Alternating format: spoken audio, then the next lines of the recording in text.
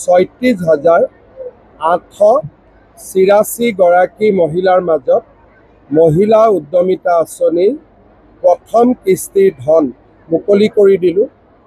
এই টকাৰ সৎব্যৱহাৰ হ'লে পৰৱৰ্তী কিস্তি হিচাপে আই মাতৃসকলে 25,000 টকা লাভ কৰিব আৰু 25,000 টকাৰো সৎব্যৱহাৰ হ'লে আই মাতৃসকলে 50,000 টকা লাভ কৰিবলৈ সক্ষম হ'ব। কালিলৈ এডিআৰই পৰীক্ষা ৰিজাল্ট দিব। কালি পুলিচৰ সাব ইন্সপেক্টৰ ৰিজাল্ট দিব আৰু এডিআৰই পৰীক্ষাৰ 3য় বৰ্গৰ ৰিজাল্ট দিব। কেনেধৰণৰ আশা কৰে? যোৱাকালিও মই মৰাণ ৰাইজৰ লগত বহিছিলোঁ।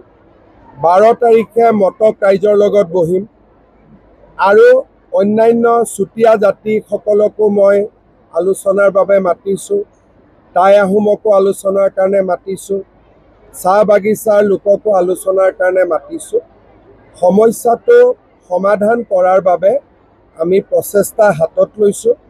25 নৱেম্বৰ তাৰিখে মন্ত্ৰীসভা গোটৰ প্ৰতিবেদন আমি বিধানসভাত প্ৰস্তুত কৰিম। চৰকাৰীকৰণ আইন 2017 মতে যিসকল প্ৰাথমিক পৰ্যায়ত টেট কোৱালিফাইড শিক্ষকসকল আছিলে তেখেতসকলৰ নিযুক্তি কেতিয়া হ'ব? নিযুক্তি যিমান পোষ্ট ওলায়, কালি পৰহিতো নিযুক্তি এলিমেণ্টাৰী এডুকেশ্যনৰ ৰিজাল্ট ওলাব। পদোন্নতিৰ বিষয়টো মই নাজানো, ৰনোজ দাক সুধি ল'ব। কাৰণ পদোন্নতিটোতো খুব সম্ভৱ হেডমাষ্টাৰৰ পদোন্নতিটো হাইকোৰ্টে ষ্টে কৰি থৈ দিছে।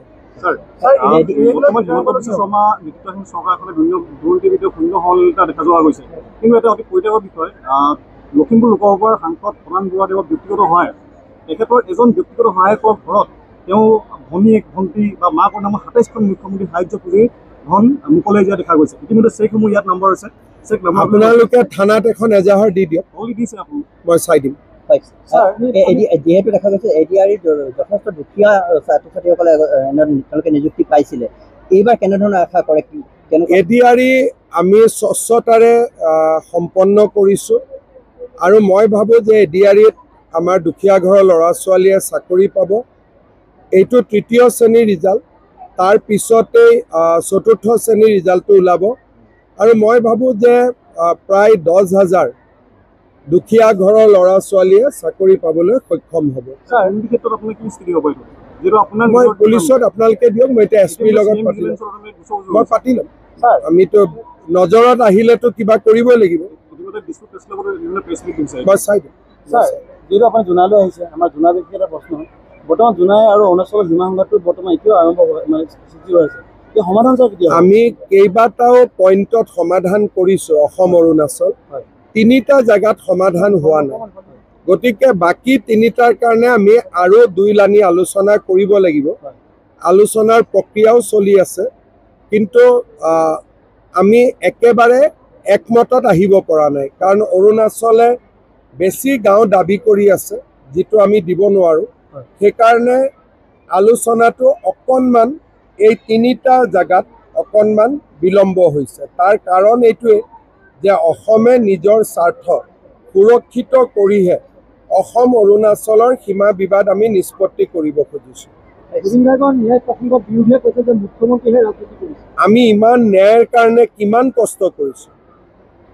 গোটেই ন্যায় আজি মানুহে কয় জুবিনক ন্যায় দিয়ক, ন্যায়টো আমিয়ে দি আছোঁ। আজিলৈকে শ্যামকানু মহন্ত গ্ৰেপ্তাৰ হ'ল, সিদ্ধাৰ্থ শৰ্মা গ্ৰেপ্তাৰ হ'ল, যোৱাকালি সন্দীপন গাৰ্গ গ্ৰেপ্তাৰ হ'ল, শেখৰ ভূঞা গ্ৰেপ্তাৰ হ'ল, অমৃত প্ৰভা গ্ৰেপ্তাৰ হ'ল। ৰাইজে যাক যাক সন্দেহ কৰিছিল চবকেতো আমি গ্ৰেপ্তাৰ কৰিছোঁ। গতিকে ন্যায়ৰ কাৰণে যদি ধন্যবাদ পাব লাগে, বিজেপি চৰকাৰখনে পাব লাগে। আজিলৈকে কংগ্ৰেছে কাক ন্যায় দিব পাৰিছিল, কিন্তু আমিতো তুৰন্ত ন্যায় দি দিলোঁ আৰু প্ৰক্ৰিয়া চলি আছে। গতিকে আমাক ক্ৰেডিট দিব লাগে, ক'ব লাগে যে আৰু চৰকাৰখন আগুৱাই যাওক, আমাক ধন্যবাদ দিব লাগে। কাৰণ আজিলৈ কোনে আশা কৰিছিল যে ইমান কম দিনৰ ভিতৰতে চবকে এৰেষ্ট কৰি ল'ব? প্ৰথমতেতো কৈছিল নাহিবই, বেইল লৈ ল'ব, জামিন লৈ ল'ব। হিমন্ত বিশ্ব শৰ্মাই নাটক কৰি আছে, আমিতো ক্লিয়াৰলি চবক এৰেষ্ট কৰি দিলোঁ। গতিকে ন্যায় কোনে দিছে? বিজেপি চৰকাৰখনে দিছে। আজি বিজেপি চৰকাৰখনে জুবিন গাৰ্গৰ কাৰণে যিমান কৰিছে কংগ্ৰেছ থাকিলেতো তাৰ 10% নহ'লহেঁতেন। ভূপেন হাজৰিকাৰ সংস্কাৰ কৰিবৰ কাৰণে মাটিখিনি বিচাৰি ওলাওঁতে তেওঁলোকে 3 দিন লগাইছিল। আমিতো চব কৰি দিলোঁ। ভূপেন হাজৰিকাক শেষ কৃত্যত সন্মান জনাবলৈ এজনো কেন্দ্ৰীয় মন্ত্ৰী অহা নাছিল। গতিকে জুবিন গাৰ্গৰ ক্ষেত্ৰত বিজেপিয়ে যিমান কৰিছে সিমানটোতো ভাৰতত উদাহৰণ নাই ইমান কৰা।